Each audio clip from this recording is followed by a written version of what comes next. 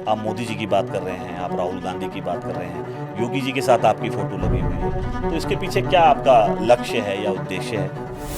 केंद्र का आप अपनी तरफ ध्यान खींचना चाहते हैं कि मैं भी एक ऐसा सक्षम लीडर हूँ जो झारखंड को अच्छी खंड तरीके से चला सके। का जो एक डीएनए है पॉलिटिक्स का या बिहार का, जो ये कंबाइंड था, ये सालों से रहा है कि state politicians are only national politicians, क्योंकि हर नेशनल पॉलिटिशियंस का कोई ना कोई स्टेट है। रामनवमी का जुलूस होता है तो सूर्य सिंह जी वहाँ मौजूद होते हैं। इसी तरीके से जब ईद होती है, मुहर्रम का कोई प्रोग्राम होता है तो सूर्य सिंह जी वहाँ नदारत रहते कि मैं एक सनातनी हिंदू हूँ। नवमी जो है वो धर्म और संस्कृति के साथ जुड़ा एक पर्व है। बीजेपी के अलावा कोई हिंदुओं के लिए खुलकर बोलता नहीं है उस तरह से। क्या हैं। राहुल गांधी जी ने कहा कि सबका नंबर आएगा, पार्टियां बदलेंगी और जब हमारे हाथ में ताकत आएगी तो हम भी दिखाएंगे लोगों को किस तरीके से वो तो परेशान। ताकत तो हमेशा से थी उनके पास, और उन्होंने ही तो दिखाया थ्री बना करके लोगों को कि हम क्या कर सकते हैं। और इसीलिए तो हमने ये बोला भी है कि शहजादे साहब चक्र पूरा हो गया, आपने शुरू किया था, आप पे आके खत्म हो गया, अब भूल जाइए इन बातों को। पंचर सिर्फ मुस्लिम तो नहीं बना रहे हैं। मुस्लिम लोग अनएम्प्लॉयड हैं, उनको खाने की दिक्कत हो रही है। आप समझिए, मुस्लिम तभी खुश रह सकता है जब वो हिंदू को अपना बड़ा ही भाई हिंदुस्तान को माने।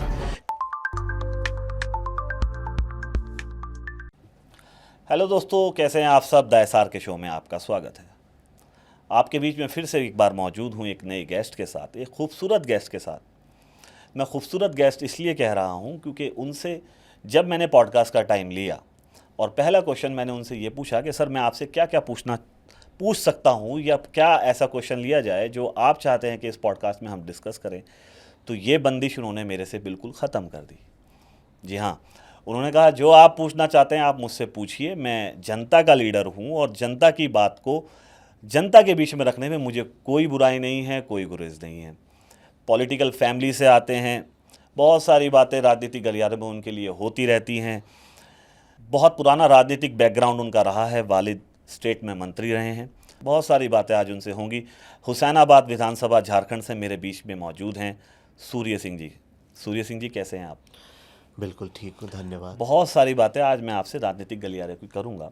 मैं चाह नहीं रहा था कि पहला क्वेश्चन मैं ऐसा लूं जिसमें कंट्रोवर्सी हो। मेरी कोशिश थी कि कुछ बातें ऐसी हो जाएं जिसमें एक फैमिली फ्रेंडली माहौल क्रिएट हो जाए। लेकिन आपकी विधानसभा का नाम जब मेरी ज़बान पे आया, हुसैनाबाद, तो ऐसा लगता है कोई ऐसी कॉन्स्टिट्यूंसी है जहाँ पर मुस्लिम बहुल सीट है, जहाँ मुस्लिम वोटर्स हैं, और आप जिस पार्टी को बिलोंग करते हैं वो बीजेपी है। तो किस तरीके से ये कोऑर्डिनेशन बनाया जाता है कि एक ऐसी विधानसभा में जिसका नाम ही हुसैनाबाद है, वहाँ आप किस तरीके से राजनीति करते हैं? देखिए, मेरे लिए राजनीति का जी। मैं इन शॉर्ट बताऊंगा क्योंकि इसका जवाब बहुत बड़ा हो सकता है और उतना समय भी नहीं है, लेकिन राजनीति को मैं विकास से जोड़ता हूँ। ठीक है। और जो गलतफहमी होती है, जो कुछ समुदाय के बीच में पनप चुकी है, और वो भी गंदी राजनीति के चलते, उसको दूर कर सकें। तो मेरा यही लक्ष्य रहेगा, जो हमारे मुसलमान भाई लोग बीजेपी से नहीं जुड़ पा रहे हैं उनको जोड़ें और उसकी कड़ी रहे विकास। ठीक है, जो हम करते आए हैं। आप करते हैं, आपने बिल्कुल बात आपकी ठीक है। लेकिन जो मैंने आपका राजनीतिक बैकग्राउंड देखा, आपकी प्रोफाइल चेक करी, लोगों से आपके बारे में जानने की कोशिश की, तो मैंने जो सबसे पहली चीज़ देखी वो ये देखी कि जब रामनवमी का जुलूस होता है तो सूर्य सिंह जी वहाँ मौजूद होते हैं। इसी तरीके से जब ईद होती है, मुहर्रम का कोई प्रोग्राम होता है तो सूर्य सिंह जी वहाँ से नदारत रहते हैं। तो किस तरीके से आप मुस्लिम्स को अपने अपने साथ जोड़ने की बात कर रहे हैं? देखिए, मैं एक सनातनी हिंदू हूँ। ठीक है। नवमी जो है वो धर्म और संस्कृति के साथ जुड़ा एक पर्व है, जिसमें मेरा रहना अनिवार्य है। लोग मुझे बुलाते हैं, हज़ारों लाखों की संख्या में बुलाते हैं, वो अपने को भाई समझते हैं। हम लोग एक संस्कृति से हैं, तो उसमें मेरी पर्सनल पार्टिसिपेशन की ज़रूरत होती है। ठीक है। और जहाँ तक बाकी कोई भी पर्व रहता है, मैं सबको एक समान मानता हूँ। कभी मैं रह सका, कभी मैं नहीं रह सका, लेकिन मैं इसको मैं लाऊंगा ही नहीं टॉपिक में। इससे बड़ी चीज़ है कि मैं एक दूसरा ट्रेंड सेट करना चाहता हूँ राजनीति में। For example? वो है विकास की। ठीक है। जितना हम लोगों ने मुसलमानों के लिए विकास किया है हमारे कॉन्स्टिट्यूंसी में पिछले 60 साल से, 50-60, जब से आज़ादी का एक तरह से चल रहा है, किसी ने नहीं किया है। उन्हें सड़क दिया, उन्हें बिजली दिया, उन्हें शिक्षा दिया जो पहले नहीं था। तो इसको मैं ऐसे जोड़ूंगा कि मेरे लिए हर कोई बराबर है, लेकिन जहाँ मेरा धर्म मुझे बोलता है कि मेरी पर्सनल पार्टिसिपेशन ज़रूरी है, वहाँ मेरा पहुँचना अनिवार्य हो जाता है। नहीं तो बाकी अगर मैं हूँ तो हूँ और नहीं हूँ तो कुछ हिंदू त्यौहार भी हैं ऐसे होते हैं जहाँ मैं नहीं रह पाता हूँ। मैंने एक प्रोफाइल में आपकी जब मैं देख रहा था, झांक रहा था, तो मुझे एक चीज़ और दिखाई दी। आप पॉलिटिशियन हैं झारखंड के, लेकिन जो मैंने आपकी प्रोफाइल जब पूरी देखी है तो मुझे ऐसा झलका कि आप नेशनल लेवल के लीडर बनना चाह रहे हैं। आप मोदी जी की बात कर रहे हैं, आप राहुल गांधी की बात कर रहे हैं, योगी जी के साथ आपकी फ़ोटो लगी हुई है। तो इसके पीछे क्या आपका लक्ष्य है या उद्देश्य है कि आप सिर्फ राजनीति जो है वो झारखंड में से आगे करना चाहते हैं, या केंद्र का आप अपनी तरफ ध्यान खींचना चाहते हैं कि मैं भी एक ऐसा सक्षम लीडर हूं जो झारखंड को अच्छी तरीके से चला सकता है? नहीं, ये परंपरा जारी है। झारखंड एक ऐसा राज्य है जो देश को कहीं ना कहीं चलाता भी है। झारखंड के कुछ कुछ ऐसे पॉलिटिशियन हैं जो एक तरह से राष्ट्रपति तक के प्रोफाइल, उस समय बिहार झारखंड है क्या? झारखंड बिहार का हिस्सा है जो 2000 में झारखंड बना। मैं इस पे भी आऊँ। ठीक है। और झारखंड एक बहुत ही खूबसूरत राज्य है। एक बिरसा मुंडा जैसे आइडियोलिस्ट जो समय की संस्कृति और संसाधन दोनों का उन्होंने यूज़ किया, और झारखंड को उसका जो ट्राइबल कल्चर है और कैसे उससे इकोनॉमी बूस्ट हो सकता है सब सिखाया। तो झारखंड का जो एक डीएनए है पॉलिटिक्स का, या बिहार का जो ये कंबाइंड था, ये सालों से रहा है कि state politicians are only national politicians, क्योंकि हर नेशनल पॉलिटिशियंस का कोई ना कोई स्टेट है। तो Jharkhand is as much part of India like other states. जैसे आपने अभी बताया मुझे कि झारखंड स्टेट जो बना है 2000 में बना, इसी के आसपास दो स्टेट और बने, उत्तराखंड और छत्तीसगढ़। लेकिन अगर हम इन तीनों स्टेट्स को कंपेयर करें तो जो विकास हमें दिखता है वो उत्तराखंड में ज़्यादा है, छत्तीसगढ़ में ज़्यादा है, झारखंड में मुझे कम दिखाई दे रहा है। इसके पीछे आप क्या वजह मानते हैं? क्यों इस स्टेट को बार बार पिछड़ा किया जा रहा है, छोड़ा जा रहा है, क्या वजह है?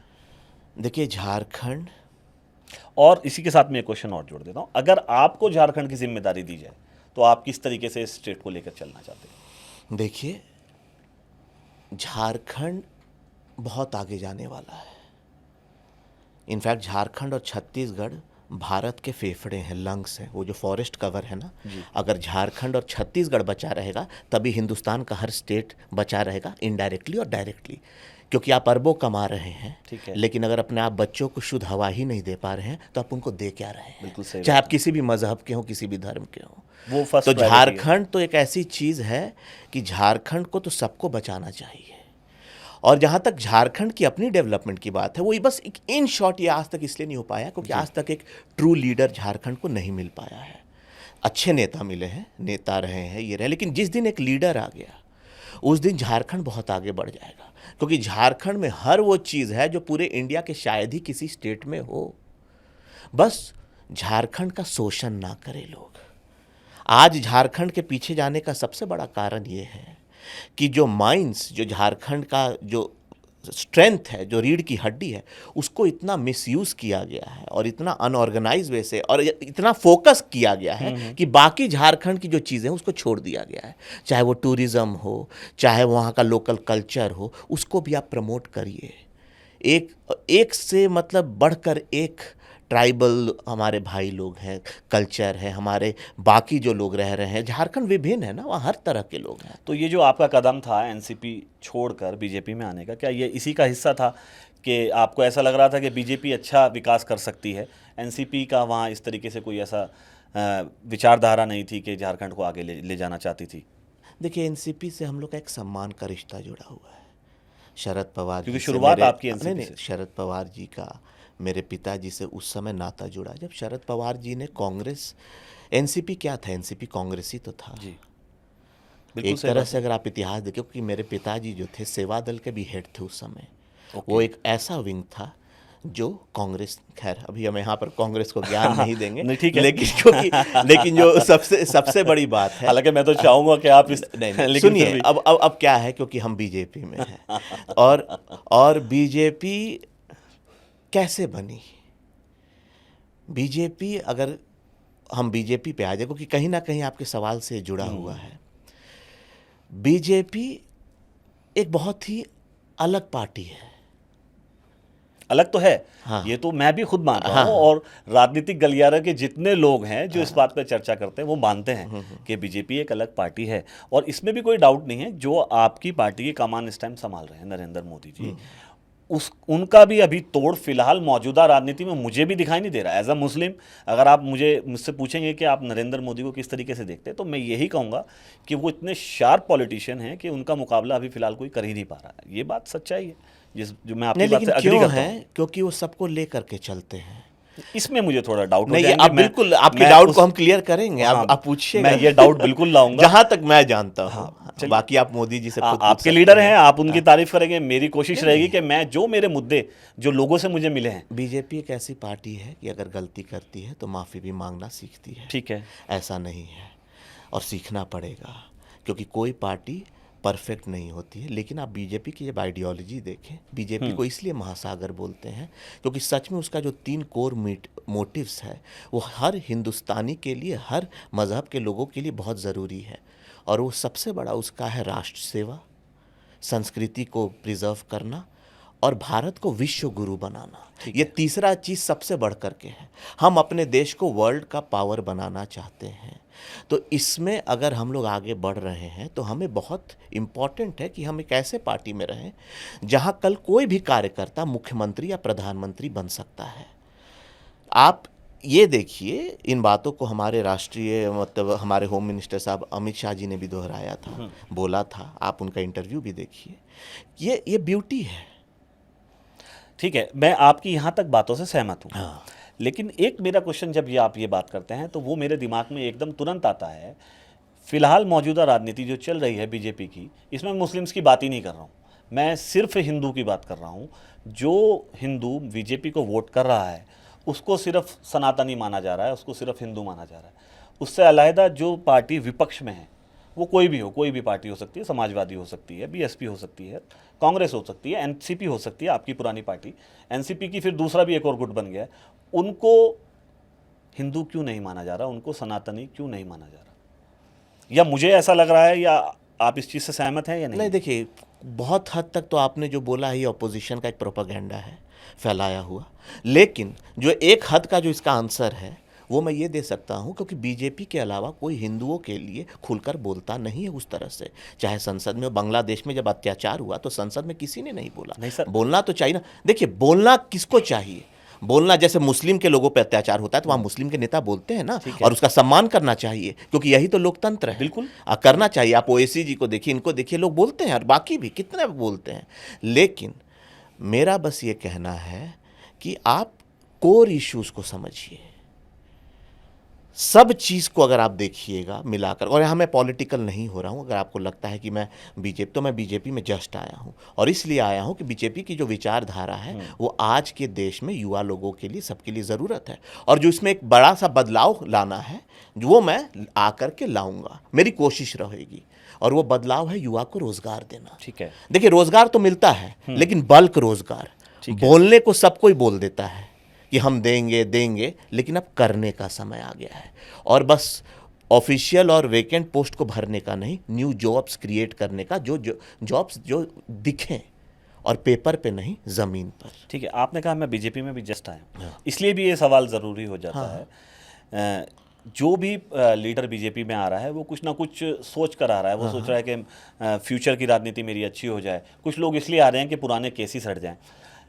बीजेपी पे सबसे बड़ा आरोप जो विपक्ष लगाता है वो ये लगाता है कि ये एजेंसीज़ का दुरुपयोग करती है। ईडी हो, सीबीआई हो, कोई भी एजेंसी हो, वो इसका दुरुपयोग करके सामने वाली पार्टी को तोड़ने की कोशिश करती है। राहुल गांधी पे फिलहाल नेशनल हेराल्ड केस लगाया गया, तो कांग्रेस ही चिल्ला पड़े कि गुजरात में हम अच्छा कर रहे हैं, हमने एक बहुत अच्छा प्लेटफॉर्म बनाया, तो इन्होंने हमारे नेता पे प्रहार किया। आप इसको किस तरीके से क्या देख रहे हैं? बोला था राहुल गांधी जी ने? अगर आप वो स्टेटमेंट भी ज़रा मुझे याद दिला देते हैं। बातें तो बहुत सारी हुई नहीं, हैं, कुछ उसका एक वीडियो controversy- जो वायरल हो रहा हाँ, है, controversy, मैं काइंडली समझ रहा हूँ आप उससे क्या नहीं, बिल्कुल आप बताइए। मैं बोलूंगा, आपने जब क्वेश्चन मैं उस पार्टी का नेता या उस पार्टी का सपोर्टर नहीं हूँ। तो मैं आप बोल सकता बताइए हूँ। राहुल गांधी ने क्या बोला राहुल उसके गांधी जी बाद? ने कहा कि सबका नंबर आएगा, पार्टियां बदलेंगी, और जब हमारे हाथ में मतलब मैं इसका एक वो कर रहा हूँ कि खुल के उन्होंने ये कहना चाहा कि जब हमारे हाथ में ताकत आएगी तो हम भी दिखाएंगे लोगों को किस तरीके से वो तो परेशान। ताकत तो हमेशा से थी उनके पास, और उन्होंने ही तो दिखाया था ईडी बना करके लोगों को कि हम क्या कर सकते हैं।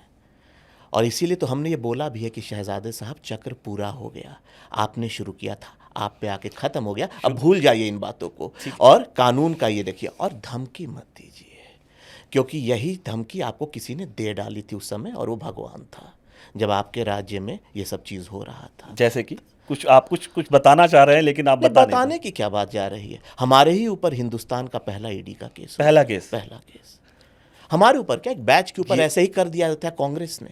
ये तो आप बड़ी इंटरेस्टेड बात बता रहे हैं। नहीं तो ये इंटरेस्टिंग चीज ही थी, हमारे मतलब हमारे पिताजी। हाँ, वो एक ही बात लेकिन है। परिवार, इसमें परिवार भी अछूता नहीं रहा। नहीं, इस पर परिवार भी अछूता नहीं रहा।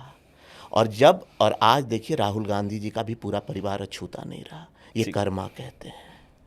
देखिए जीवन में आपको कुछ कुछ चीज समझना होता है। तो ये ऐसा तो नहीं है कि बीजेपी बदला ले रही है? कभी नहीं। तो ऐसा तो इसका मतलब तो सबसे पहले बदला गांधी जी ने लिया था, राहुल गांधी जी ने। तब तो राहुल गांधी जी ने बदला लिया था ना सबसे पहले। ठीक है, ज्यादा डीपली में नहीं जाऊंगा। हाँ, इसीलिए आप मत जाइए। यहाँ पे लॉ में विश्वास रखना चाहिए। जैसे हर किसी, जब हम पेशेंस रख सकते हैं तो हर कोई रख सकता है।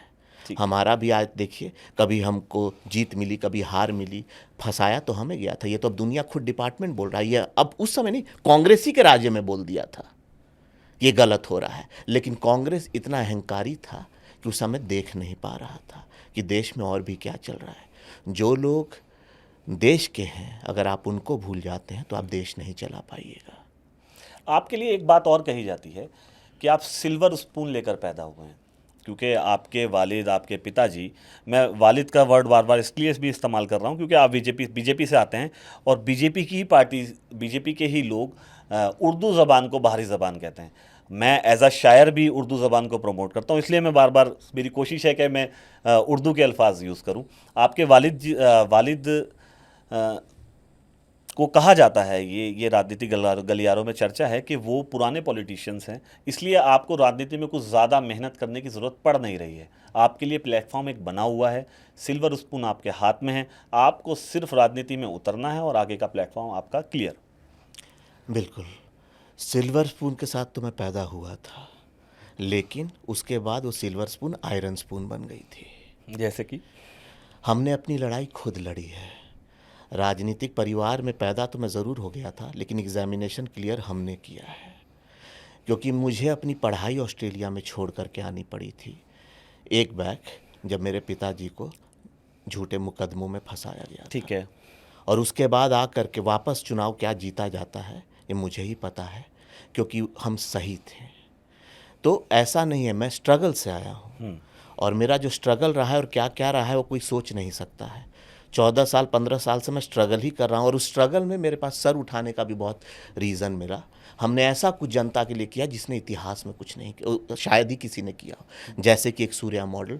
अब हम लोग हर गांव में जाते हैं और वहाँ पे विधायक फंड बांटते हैं, लोगों में जनता दरबार करके। जो बड़ी बड़ी काम तो हम लोग किए, लेकिन छोटी छोटी कुछ कुछ नया थॉट्स लाना। और एक मेरा प्रयास था मैं फॉरेस्ट को बचाना, कि आगे इन्वायरमेंट अगर झारखंड का नहीं बचेगा तो झारखंड में चाहे वो कोई भी हो वो खुश नहीं रह पाएगा। ये तो ज़रूरी है मुझे तो लगता है। और उस पर मुझे विजय मिली जो 100 साल मैं अपनी कामों को खामोशी से किया। लेकिन हाँ, सिल्वर स्पून के साथ पैदा लिया, अच्छी पढ़ाई हुई, सब हुई, बाहर भी गया, लेकिन राजनीति के कारण वो आयरन स्पून बना। उसके बाद जो मैंने देखा है, लेकिन वो भी दौर था, लिखा था। और आज के दुनिया में आप एक नेता के बेटा हैं तो आपको लाइसेंस नहीं मिल जाता है चुनाव जीतने का। ये जनता डिसाइड करती है और जनता के लिए कुछ करना भी पड़ता है। क्योंकि अब आप बीजेपी में आ चुके हैं और बीजेपी की आइडियोलॉजी और जो बीजेपी की विचारधारा है वो आपको उस विचारधारा से आप सहमत हैं, इसलिए आपने बीजेपी। बिल्कुल। तो मेरा अब इसी विचारधारा से निकलता हुआ एक सवाल आपके बीच में आएगा, तो थोड़ा सा कंट्रोवर्सी भी हो जाएगी मुझे, लेकिन ऐसा लगता है जिस तरीके से आपने सारे जवाब बेबाकी से दिए हैं उसका जवाब भी आप बेबाकी से देंगे। पहले आप संविधान को ऊपर रखते हैं या हिंदुत्व को ऊपर रखते हैं? देखिए, हिंदुत्व एक बहुत ही ब्यूटीफुल वर्ड है जिसको लोगों ने स्पॉइल कर दिया है। ठीक है। मैं आपको समझा, आपकी पार्टी के लोगों का कुछ दोष नहीं आपको लगता? छोड़िए, मैं यहाँ लास्ट चुनाव हुआ तो उन्होंने कहा 400 पार कर दीजिए, हम संविधान खत्म कर देंगे। ऐसा है ना, बीजेपी क्या बोलती है वो मुझे बताइए, बीजेपी के लोग नहीं। सर, बीजेपी एक महासागर है। बीजेपी अगर प्रेस कॉन्फ्रेंस करके अपने हेडक्वार्टर में उनके राष्ट्रीय अध्यक्ष कुछ बोल रहे हैं तब मैं उस पर आंसर करूंगा। प्रधानमंत्री ने कुछ बोला है मैं आंसर करूंगा, अमित शाह जी ने कुछ बोला है मैं आंसर करूंगा, योगी जी भी अगर हिंदुत्व के बारे में कुछ बोल रहे तो एज अ हिंदू आप मुझसे पूछ सकते हैं, मैं आंसर करूंगा। सबकी स्पेशलिटी है। लेकिन बीजेपी क्या बोलती है ये पूछिए मुझसे। जनरली आप मुझसे क्या पूछना चाहते हैं वो अलग पूछिए। मैं यही पूछना चाह रहा हूँ कि बीजेपी की क्या ये आइडियोलॉजी नहीं है कि संविधान को हटाना है, हिंदुत्व को लाना? बिल्कुल नहीं, क्योंकि बीजेपी जानती है दोनों हाथ हैं, ये दोनों हाथ हैं। एक हिंदुत्व जो 80% भारत की आबादी है और जिसको सबको लेकर के चलना है, चाहे वो मुस्लिम हो, क्रिश्चियन हो, सिख हो, सब उसके भाई हैं। मैं हमेशा बोला था कि हिंदुस्तान में हिंदू बड़ा भाई था, है और रहेगा, और मुसलमान हमारे छोटे भाई हैं, और बाकी भी जो हमारे मज़हब के लोग हैं, सिख, ईसाई, जैन, सब। ये इसलिए भी बन जाता है क्योंकि 80% जिस देश की आबादी किसी एक धर्म की हो तो वो बड़ा भाई कहलाया जाएगा, जाहिर सी बात है। नहीं, और दिल बड़ा रखना चाहिए मुसलमान भाइयों को ना। हम लोग भी बाहर के कंट्रीज में जाते हैं तो हम छोटे भाई बन जाते हैं ना, हम खुश रहते हैं ना भाई कि हम वहाँ लड़ते हैं, हम दुबई जाके लड़ रहे हैं, हम पाकिस्तान, मतलब कहीं भी जाके हम लड़ रहे हैं। तो हिंदुस्तान में आप हिंदुओं को मानो ना बड़ा भाई आपके। तो और देखिए ये भी आपको मैं बताता हूँ, हिंदुस्तान शायद ही ऐसा रेयर देश है जहाँ मुस्लिम आपस में शांति से रह रहे, लड़ नहीं रहे, नहीं तो बाकी हर जगह आपस में लड़के मर। आप समझिए मुस्लिम तभी खुश रह सकता है जब वो हिंदू को अपना बड़ा भाई हिंदुस्तान को माने, क्योंकि हिंदुइज्म जो है वो वर्ल्ड का तीसरा सबसे बड़ा रिलीजन है। क्रिश्चियनिटी, इस्लाम और हिंदुइज्म तीसरा। मुस्लिम लोग का ऑलरेडी इस्लाम और क्रिश्चियनिटी। आप हिंदुइज्म को आपको रिस्पेक्ट देना होगा, क्योंकि हिंदुइज्म ओल्डेस्ट वर्ल्ड में है। ये भी वही बाइबल कहता है, मतलब वही जो फैक्ट कहता है, जो ये बोलता है कि क्रिश्चियनिटी सबसे ज़्यादा है और इस्लाम है तब हिंदुइज्म है, वैसे ये वही उपन्यास यही बोलता है कि हिंदुइज्म सबसे पुराना भी है। तो जो सबसे पुराना उसको बड़ा भाई मानोगे ना। इसमें यहाँ थोड़ा सा मैं आपको रोकूंगा। आपने कहा कि बीजेपी क्या कहती, बीजेपी के लीडर्स क्या कहते हैं वो मायने नहीं रखता है, हमारे अमित शाह जी क्या कहते हैं, मोदी जी क्या कहते हैं वो मायने रखता है। हाल ही में एक ट्वीट मोदी जी ने किया वक्फ बोर्ड को लेकर कि अगर वक्फ बोर्ड का इस्तेमाल सही से हो जाता तो हमारे मुस्लिम भाई सिर्फ पंचर बनाते ना रह जाते। तो क्या ये कोट आपको ठीक लगता है कि एक कम्युनिटी के लिए, जिसको आप छोटा भाई भी कह रहे हो, और उसको पंचर बनाने के लिए सिर्फ कोट किया जा रहा है? क्योंकि पंचर सिर्फ मुस्लिम तो नहीं बना रहे हैं। जो प्रधानमंत्री खुद अपने आप को बता चुका है कि मैं चाय बेचता था, तो उसके लिए कोई भी व्यवसाय डिसरिस्पेक्टफुल नहीं है। वो बस स्थिति को मौजूदा बताता है, और स्थिति सच में मौजूदा ऐसी है कि बहुत मुस्लिम लोग अनएम्प्लॉयड हैं, उनको खाने की दिक्कत हो रही है। परिवार से कि सबसे पहले तो अब सबको अपनी अपनी रिस्पॉन्सिबिलिटी समझनी होगी और देश को अपना मानना होगा। ये बस हिंदुओं ही को नहीं है कि हम दो हमारे दो, ठीक है, ये मुस्लिमों पे भी जाता है। और अगर मुस्लिम इसको अमल करेंगे ना तो देश में और खुशी से रहेंगे, क्योंकि वो देश जो बड़े भाई का है उसको लेने की ख्वाहिश ही मत रखो, क्योंकि तुम्हारे पास तो और इतने देश है ही। दिल बड़ा रखो। नहीं, वो देश ठीक है, आपने कहा देश हैं, लेकिन मुस्लिम यहाँ बाई चांस नहीं है, बाई चॉइस है। एग्जैक्टली, तो बाई चॉइस है, और भाई का दर्जा दे रहे हैं उनको। भाई को ये बहुत बड़ा दर्जा है। बिल्कुल, लोग भाई परिवार को मानता है। बिल्कुल। मैं तो लेकिन भाई का फर्ज होता है कि अपने बड़े भाई का इज्जत रखना, ये नहीं कि ये नीति बनाना कि बड़ा भाई को हटा करके हम ही बड़ा भाई। तो ऐसा आपको लगता है कि मुस्लिम इस नीति पे चल रहे हैं कि वो बड़े भाई को बैकफुट? ये आपके मुगलों को, ये जो आप देखोगे ये आप इतिहास में रहा है न, तो जैसे आपके बाबर, शाहजहां, ये सब जितने आप देखोगे कैसे थ्रोन एक्सचेंज हुआ है। मुझे बोलने की ज़रूरत नहीं है। और कुछ हम लोगों ने भी सीखा है, ऐसा नहीं है कि बस वहाँ पे भी है, हिंदुओं में भी हुआ है। लेकिन हिंदुओं में अगर आप हिस्ट्री में देखोगे मुगलों में ज़्यादा हुआ है। और अब हम यहाँ पर, और मुगलों का कुछ कल्चर भी बहुत बेहतरीन है। बिरयानी आई, ये आई, नहीं ये जो है आज हिंदू चेरिश होकर के खाता है, और अगर उसमें कोई हिंदू बुराई कर दे तो गलत है ना। जो है लेकिन आपको मानना पड़ेगा। आपको हर देश का सम्मान, और वहाँ के 80% है भाई। और अब आप ट्राई कर रहे हो कि हम अगर 200, मैं देखिए, आप समझिए, मैं हर की बात नहीं कर रहा हूं। वो लोकतंत्र उनको इजाजत दे रहा है ना कि वो भी अपनी हिस्सेदारी दिखा सकते हैं। हाँ, हिस्सेदारी दिखाए, लेकिन जवाबदारी के साथ और जिम्मेदारी के साथ। नहीं तो आप ये नहीं बोले, क्योंकि देखिए हम दो हमारे दो का जो जनरल चीज़ है ये इसलिए ज़रूरी है मुसलमानों में कि उसमें वो बैलेंस रह सकेंगे। आज क्या हो रहा है, आज जो ये इश्यूज उठ रहा है कि रोहिंग्या आ रहे हैं, ये आ रहे हैं, इसलिए आ रहे हैं क्योंकि नंबर सडनली इतने इंक्रीज हो रहे हैं। स्वाभाविक है सोचने का। ठीक है, कोई आदमी 10 बच्चे और 8 बच्चे नहीं कर सकता, ये गलत है। ठीक है, ये गलत है, ये संविधान में भी आपको गलत है, क्योंकि आप सबका राइट ले रहे हैं। एक जो अपनी जिम्मेवारी से देश में दो कर रहा है, और आप देखिए देश के संसाधनों पे सबका इक्वल हक है जो पैदा ले रहा है, तो आप क्यों रेस में ज़्यादा हो रहे हैं? इसका मतलब नीयत में कुछ और बात है। नहीं, ठीक है, आपने एक सवाल रखा जो आपकी बात में से एक चीज़ निकली। आपने कहा कि मुस्लिम्स को भी चाहिए कि वो हमें बड़ा भाई माने। जब राम मंदिर का विवाद चल रहा था, उसके बाद सुप्रीम कोर्ट ने इस पर फैसला दे दिया, और उसमें कहा कि ये हम तथ्यों के आधार पर फैसला नहीं कर रहे हैं, सिर्फ सामने वाले की आस्था को देखकर ये फैसला हो रहा है कि राम मंदिर बनाया जाएगा। मुस्लिम्स को लगा ठीक है, एक चैप्टर क्लोज हो रहा है, अपना दिल बड़ा किया। और इस चीज़ से कहीं भी आप पूरे हिंदुस्तान में उठा के देख लीजिए, इक्का दुक्का लोगों की मैं बात नहीं कर रहा हूँ कि कहीं 100-200 लोग इकट्ठा हुए, उनको लगा उन्होंने प्रोटेस्ट किया। मैं एज अ मुस्लिम, मुझे भी लगा कि मस्जिद को तोड़कर मंदिर बनाया गया, लेकिन बना दिया तो अब हम ये नहीं चाहते कि उस मंदिर को तोड़ा जाए या उसकी जगह पे दोबारा मस्जिद बनाई जाए, हम नहीं चाहते। हमने कहा एक चैप्टर क्लोज हो गया, इसे ख़त्म कर दीजिए। एक इंसान मेरे साथ रहने वाले की है, जैसा आपने कहा बड़ा भाई है, उनकी आस्था है, हमने उस आस्था को कबूल कर लिया। लेकिन उसके बाद ज्ञानवापी खड़ा हो गया, फिर संभल खड़ा हो गया, उसके बाद अजमेर दरगाह के ऊपर पिटीशन लग गई। तो सर ये तो रुकना चाहिए ना। देखिए, जबकि मोहन भागवत कह रहे हैं कि ऐसे मसले अब और नहीं होने चाहिए, देखिए ये चीज़ें रुकनी चाहिए। तो दे दिया है ना जवाब, संघ ने जवाब दे दिया ना। जब उन्होंने जवाब दे दिया तो मैं उस पर क्या बोलूँ? तब जवाब दिया, लेकिन उसके बाद भी तो ये चीज़ें समझिए, मुस्लिम्स को अमल ये राजनीतिक प्रोपागेंडा है। बीजेपी के ही कुछ लोग हैं जो हो सकता है क्या कहते समझ नहीं पा रहे हैं, उत्तेजना में कुछ बोल दे रहे हैं जिससे पार्टी को लॉस हो रहा है, या ये हो रहा है। नहीं, ये तो होगा ही, ये तो स्वाभाविक है। जब आप दुनिया की सबसे बड़ी पार्टी है, ये हर पार्टी में है, तो बीजेपी में तो होगा ही। जब सब पार्टी में है तो बीजेपी में कैसे नहीं रहेगा?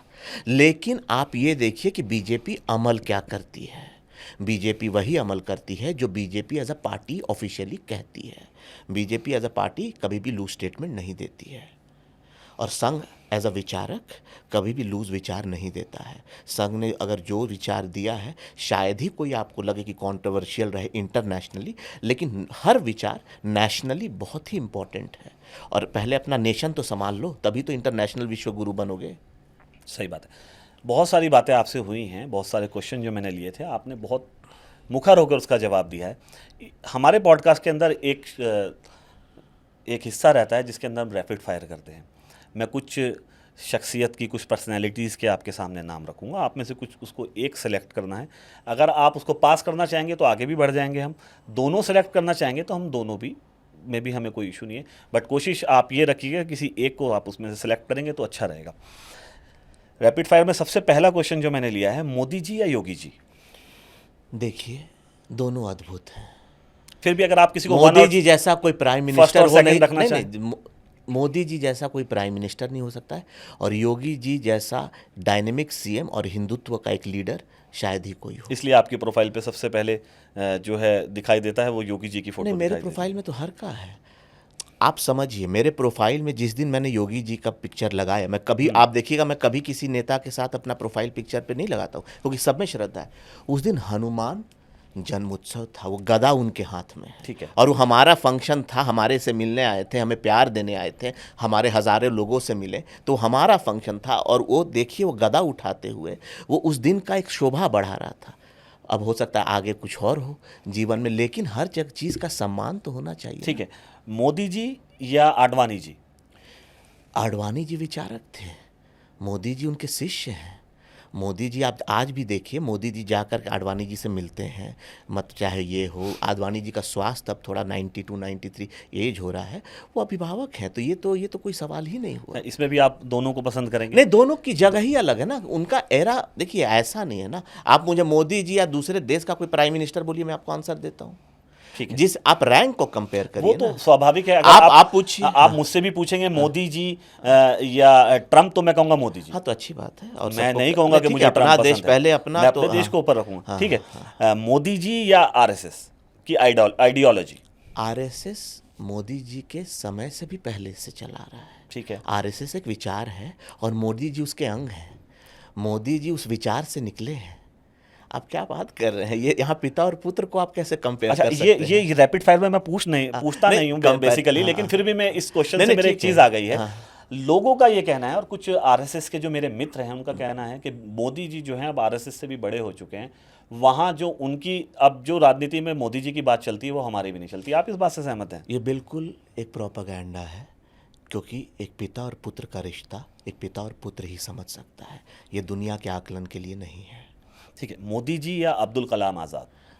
अब्दुल कलाम आज़ाद जी का जो योगदान है, उन्होंने क्योंकि मुस्लिम ने सिर्फ पंचर बनाने वाले नहीं दिए हैं, कुछ ऐसे लोग भी दिए हैं जिसके ऊपर दुनिया कुछ नहीं, ऐसे बहुत लोग दिए हैं, नाश करती है। नहीं, बहुत ऐसे लोग दिए, कुछ आपने क्यों बोला, बहुत ऐसे दिए, हम आपको आपका रीमिक्स करके बता रहे हैं। ठीक है, ये बोले ना, ऑपोजिशन के प्रोपागेंडा पे मत जाइए। एक सच्चा भाजपा वाला जो होगा ना, वो सच में मुस्लिम को छोटा भाई मानेगा, बशर्ते मुसलमान भी दिल से बोल के बस नहीं, बोल के नहीं, क्योंकि ये हमने देखा हुआ है। अब हम उस पर हम निजी बात नहीं बोलेंगे। ठीक है, हम भी आपको नहीं ले जाएंगे निजी। हाँ, बोल के बस नहीं कि आप बड़ा भाई हो, करके दिखाओ। आज जिस दिन करके दिखाओगे, आपको हिंदुत्व इतना कुछ देगा कि आप बस मुस्कुराते ही रहिएगा, आपका परिवार मुस्कुराते रहेगा। लेकिन एक बार बड़ा दिल तो रखिए। मैं इन जनरल बोल रहा हूँ, मैं स्पेसिफिक, कुछ लोग करते भी हैं, ऐसा नहीं है, मेरे खुद फ्रेंड्स हैं। गांधी जी या सावरकर? जिसको बीजेपी कहती है वीर सावरकर, विपक्ष कहता है कि वो हम सिर्फ नाम लेते हैं। आप जो दोनों, इनमें से किसको आप आप जो दोनों नाम, कोई एक तो मुझे ऐसा दीजिए जिसमें आप एक सिलेक्ट कर रहे हो। एक तो नेशनली ही सिलेक्टेड है गांधी जी, वो तो नोट ही पे हैं, ठीक है, सब लोग उनको रिस्पेक्ट कर रहा है।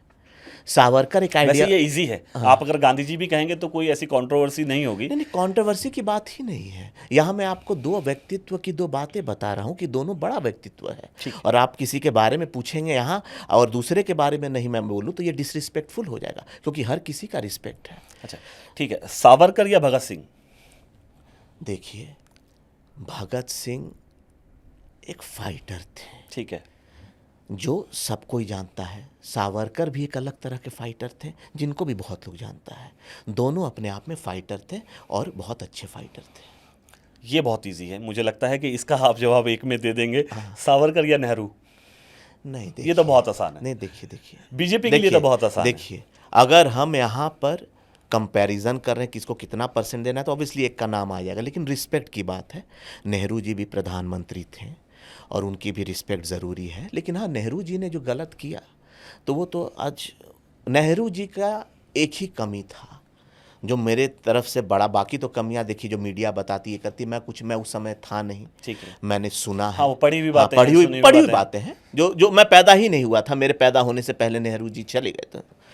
लेकिन आज कांग्रेस को अगर कोई चीज़ मारा है तो उसका अहंकार,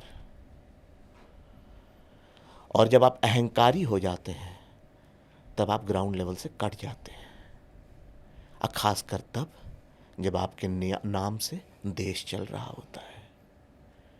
ठीक है, आपने सावरकर को चूज किया, नेहरू जी को आपने नीचे रख दिया, बहुत अच्छा। हिंदू मुस्लिम की राजनीति, ये आपने कहा, हमने इसमें ना हाँ बोला ना मैंने ना बोला, मैंने दोनों के बारे में आपको बताया। मुझे ऐसा लगा कि इसमें आपने इस बारी में आपने सिलेक्ट कर लिया, लेकिन फिर उसके बाद आपने इसको घुमा दिया। खैर कोई बात नहीं, हम ज्यादा सच्चाई बताई ना। देखिए, एरा बदलता है, ठीक है। एनीवेज, हम इससे आगे बढ़ जाते हैं। हिंदू मुस्लिम की राजनीति या सेक्युलरिज्म? देखिए, ये सेक्युलरिज्म वर्ड ही तो सबसे खराब है। सेक्युलरिज्म बोल बोल करके सबसे नॉन सेक्युलर लोग पैदा हो रहे हैं इस दुनिया में। मैं एक हिंदू हूं, बस हिंदू हूं, ठीक है। ये सेक्युलर संविधान है और हमको संविधान का पालन करना है और सेक्युलरिज्म को प्रमोट करना है। लेकिन अगर जो ये हिंदू सेक्युलर हो जाते हैं ना, सबसे ज़्यादा हिंदू मुस्लिम में लड़ाई वही लड़ाते हैं, और यही लोग समझ नहीं पाते हैं। अच्छा, लोकतंत्र या हिंदू राष्ट्र? इसको आप बीजेपी हिंदू राष्ट्र ऑलरेडी है। जब 80% हिंदू इस देश में है, ये हिंदू राष्ट्र ऑलरेडी है। इसमें आप क्या बोल रहे हैं? सब लोग को हिंदू को बड़ा भाई मानना ही चाहिए। तो सर, ये जैसे कि और लेकिन इसको जैसे बाबा तो, भागेश्वर नहीं, इसको थोपना नहीं है। अब हम हिंदू राष्ट्र बनाएंगे? नहीं, थोप, देखिए, आप कम समझिए, जिस दिन ये होगा संविधान से होगा, और संविधान होता है जिसमें सबका पार्टिसिपेशन। अच्छा, मतलब आप ये मान रहे हैं कि संविधान में कुछ चेंजेस लाकर इसको संविधान में हम और आप चेंज नहीं कर सकते हैं। इस गलतफहमी में हम लोग को रहना नहीं चाहिए। संविधान दुनिया हमारे देश की जनता ही बस चेंज कर सकती है, और बिल्कुल जब जब देश की जनता चाहेगी संविधान, तो उस हिसाब से अपना कुछ मॉडिफिकेशन तो होते ही रहते हैं और होते आए हैं। ऐसा नहीं कि बस बीजेपी में हो रहे, कांग्रेस में भी कितने होते आए हैं। आप पूरा ट्रैक देखिए। ये तो एक हमें बस देखना है कि अब नेता अच्छे इंसान बने, सिंपल। आप लोगों को ठगिए मत, और लोग भी रियलिस्टिक उम्मीद रखें, और लोग भी इसमें प्रैक्टिकल हों, क्योंकि एक इंसान ही नेता ही, मतलब कोई अलग स्पीशीज नहीं है, सबको जिम्मेवारी लेनी है। ये बहुत आसान है और इसमें मैं उम्मीद आपसे करूंगा कि आप इसमें से एक सेलेक्ट करें। बेस्ट पीएम कौन बन सकता है, राहुल गांधी या प्रियंका गांधी?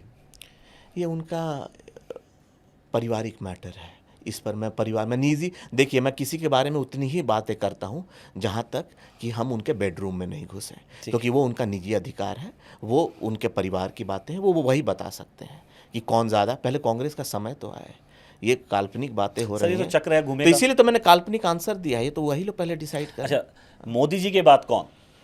ये तो पार्टी बताएगी ना। आपका एक पर्सनल नहीं, ये तो पार्टी, हम बताएंगे आपको, देश का प्रधानमंत्री यहाँ बैठ के। सर एक नहीं, आप समझिए, बीजेपी का कहना है कि हम लोगों को बोलने की आज़ादी देते हैं तो अपने। आज़ादी देते तो दे तो दिया आज़ादी, कि पार्टी बताएगी। आपका इसमें कोई नहीं, हम कैसे, पार्टी बताएगी ना, पार्टी बताएगी उसी को। आप प्रधानमंत्री की बात कर रहे हैं, और प्रधानमंत्री मतलब सबको उसमें श्रद्धा होनी चाहिए। तो जब दुनिया की सबसे बड़ी पार्टी बीजेपी है, तो पार्टी ही बताएगी ना, कि कोई पार्टी बताएगी तो जनहित के बारे में सोचेगी। अगर एक इंडिविजुअल बताएगा तो बस वो क्या बोलते हैं, एनार्की, वो एक वो हो जाएगा जो करते थे मुगलों के राज में। अगर हाँ ठीक है, चलिए कोई बात नहीं। आपने एक जिक्र किया था कि मुगलों से हमें बहुत अच्छा भी मिला, बिरयानी मिली। तो वेज आप पसंद करेंगे या नॉन वेज पसंद करेंगे? देखिए, ये हमारे ये भी एक चर्चा का विषय रहता है, ये होता है राजनीति के अंदर। नहीं, होता है ये। जिस दिन देखिए, ये अब ये बड़ा कंट्रोवर्शियल हो जाएगा बोलना, क्योंकि कहीं कहीं ऐसा माँ का प्रसाद है जो नॉनवेज में मिलता है। ठीक, जहाँ प्रसाद मिलता है नॉनवेज में माँ का, जहाँ देवी शक्ति पीठ है, कहीं कहीं कुछ वैसा चीज़ है, तो आप समझिए तो वो। लेकिन हम किलिंग को बढ़ावा नहीं देते हैं, ठीक है, क्योंकि आप निर्दोषों को आपको नहीं करना चाहिए। लेकिन हाँ, जहाँ रिचुअल्स है, कहीं ट्राइब्स है, मेरे देखिए ये बहुत निजी, हाँ मेरा भी मानना है हाँ, कल्चर्स को छेड़ना कल्चर नहीं है, तो चाहिए। ये हमारे बेडरूम की चीज़ है, इस पर हम क्या कल्चर को बोलें? छेड़ना हाँ, भी नहीं चाहिए, जिसका जो कल्चर है वो अपने लेकिन culture आई के एम अ साथ- फूडी, मुझे खाना बहुत बहुत पसंद पसंद है। ठीक है, इंडियन कल्चर या वेस्टर्न कल्चर? नहीं, ऑब्वियसली इंडियन कल्चर, क्योंकि जब हम अपना ही कल्चर नहीं बताएंगे तो बचा पाएंगे, तो वेस्टर्न क्या सीख पाएंगे। एक्स्ट्रा मैरिटल अफेयर सही है या गलत है? ये तो कपल ही आपको बताएगा ना, जो इसमें इन्वॉल्व हुआ है, क्योंकि हर की स्टोरी अलग होती है। ठीक है, लड़कियों के खिलाफ जो महिलाओं के खिलाफ, खवातीनों के खिलाफ जो रेप केसेस बढ़ते जा रहे हैं, अपराध बढ़ता जा रहा है, तो आपको ऐसा लगता है कि जो मुस्लिम कंट्रीज़ हैं, जिसका आपने जिक्र भी किया, आप दुबई भी जाते होंगे, आप अरब भी गए होंगे, वहाँ जो कानून लागू किए जा चुके हैं कि जिसने भी रेप किया या कोई ऐसी घटना को अंजाम दिया, उसको 2 से 3 महीने के अंदर सज़ा दी जाती है, मौत की सज़ा दी जाती है, गोली मार दी जाती है। ये कानून ठीक है या नहीं है? यदि ठीक है तो हिंदुस्तान में आना चाहिए या नहीं आना? देखिए, एक ऐसी चीज़ है जहाँ कोई कॉम्प्रोमाइज़ नहीं होना चाहिए, लेकिन संविधान की तरफ से। ठीक है, अगर डेथ पेनल्टी है, पहले तो देखना चाहिए वो गिल्टी है कि नहीं, क्योंकि आजकल रॉन्ग केसेस भी होते हैं, राइट केसेस भी होते हैं। लेकिन सबसे बड़ा चीज़, थॉरो इन्वेस्टिगेशन होकर के, अगर कोई गिल्टी है, एक तो इन्वेस्टिगेशन में अगर कोई करप्शन कर रहा है, सबसे पहले तो उसको फांसी पे चढ़ाओ, क्योंकि पहली गलती तो वहीं होती है जहां आप जनता का विश्वास तोड़ते हो। कानून में विश्वास नहीं टूटना चाहिए। इसमें जो गलत पाया जाए, जो अगर सच में कोई रेपिस्ट है, और सच में मतलब सच में, तो उसके साथ कोई भी हमदर्दी नहीं होनी चाहिए, और कानून इसमें स्ट्रिक्ट से स्ट्रिक्ट डिसीजन ले। ठीक है, बहुत बहुत शुक्रिया सूर्य सिंह जी, आपसे बात करके बहुत मज़ा आया, और मुझे ऐसा लगा नहीं कि कोई बंदिश है। आपने मेरे पर जो आपने कहा था कि कोई बंदिश नहीं है, और उस बंदिश को तोड़कर हमने सवाल किए, उस बंदिश से हटकर आपने जवाब दिए। ये थे सूर्य सिंह जी, फायर ब्रांड नेता, फायर ब्रांड पॉलिटिशियन, झारखंड की उभरती हुई आवाज़। उम्मीद करता हूँ आपको ये पॉडकास्ट पसंद आया होगा, और आपको अगर ये हमारी वार्तालाप, गुफ्तगू पसंद आई हो तो इस पॉडकास्ट को अपने दोस्तों को भेजना, अपने रिश्तेदारों को भेजना ना भूलिए। पॉडकास्ट को पूरा देखिए, हमें अपना प्यार दीजिए। अगले पॉडकास्ट आने तक आप हमारे साथ बने रहिए। दायसार के शो में